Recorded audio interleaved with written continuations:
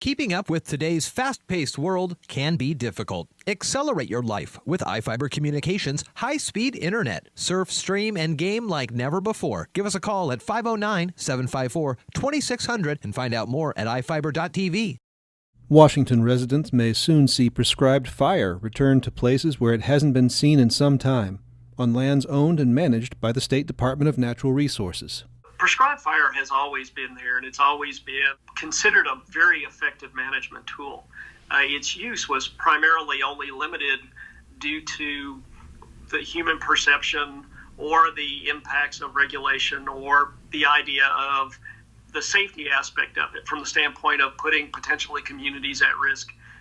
So that's what the limiting factors were. Other large public landowners like the U.S. Forest Service have performed prescribed burning for years, but DNR has largely refrained from using it over the last 2 decades. Now Geisler's boss, Public Lands Commissioner Hilary Franz, says planned and precise burning is back on the table for Washington's forests. The state says about 2.7 million acres of forest land in central and eastern Washington need to be treated somehow to make them more resistant to fire, insects, and disease.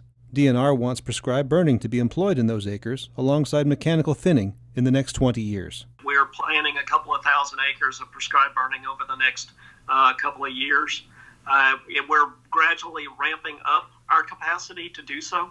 Last year, a pilot project conducted 15 burns on 8,000 acres around the state. A report found those burns efficiently reduced fuels and created air pollution that was insignificant or moderate at worst for nearby communities. One of the big issues with prescribed burning is smoke.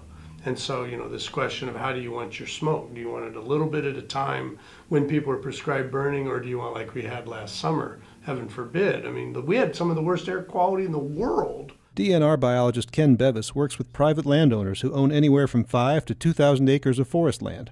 That's about 215,000 landowners who own 3.2 million acres, 50% of the private forest land in the state of Washington.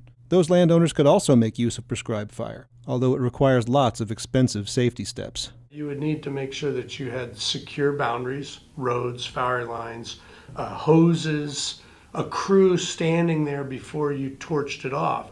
So it's a fairly complicated process to implement a prescribed burn, but it's totally the way to go when you can, because when you're done, you've reduced the fuels, your trees are spaced out, your forest is healthier, and you don't have to do it again for 15 years. Jefferson Robbins, iFiber One News.